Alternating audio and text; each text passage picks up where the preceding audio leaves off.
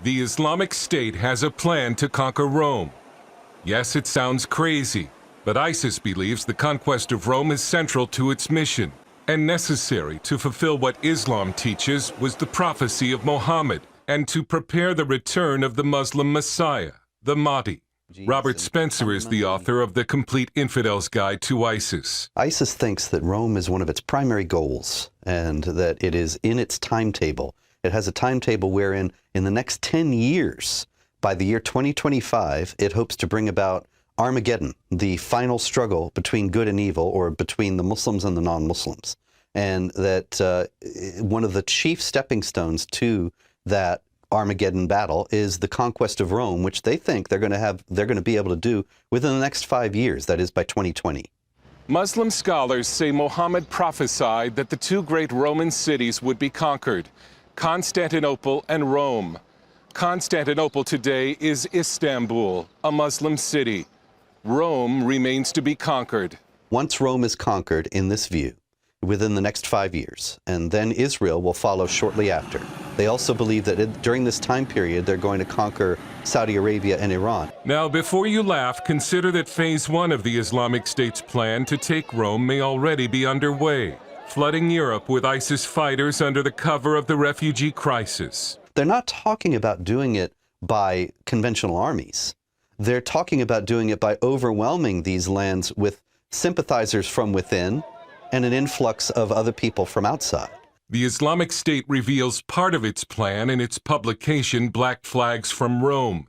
It will use sleeper cells and expects to get help from Muslims serving in European armies and from non-Muslim sympathizers. It also wants to fire missiles into Italy that it has captured on the battlefield. This is a threat that is hard to be concerned about for Italian and foreign policy expert Emanuele Ottolenghi. The concern should be commensurate to the reality of the threat. The Islamic State does not pose that kind of a threat today. He says Europe faces more pressing problems because of ISIS. I think that the much larger threat that we are concerned with in Europe is with the lone wolf terrorist who plots a terror outrage against a school, against a supermarket, against a shopping mall, against an airport. And it is hard to see how ISIS could conquer a city of 3 million people in a nation of 60 million people.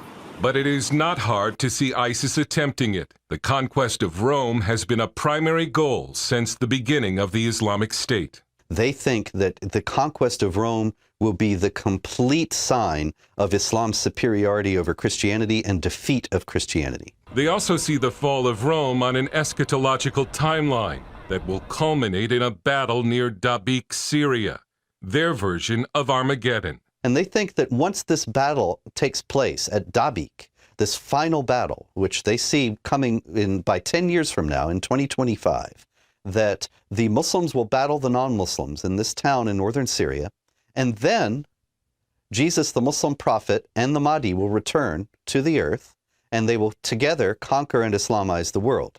If their plan for Rome succeeds, ISIS says it will throw homosexuals from the top of the Leaning Tower of Pisa. But the chief target is Vatican City in Rome. And the main event, as they see it, will be the beheading of the Pope in St. Peter's Square, broadcast and live streamed to an international audience. There was a Polish convert to Islam recently who has joined the Islamic State, and he said, once we take Rome, we're going to carry out mass beheadings in St. Peter's Square.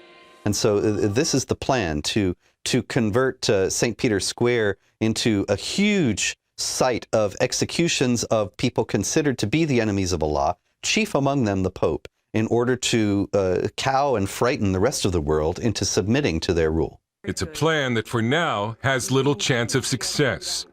But in his new book, The ISIS Apocalypse, author and expert William McKent says ISIS has recently taken a longer-term view of the conquest of Rome and the return of the Mahdi, and is willing to wait in order to build up its forces. ISIS is already next door to Italy in North Africa. More importantly, Islamic State fighters are almost certainly already inside the country, some posing as refugees, going about their lives, waiting for the day when the battle for Rome begins. Dale Hurd, CBN News, Rome.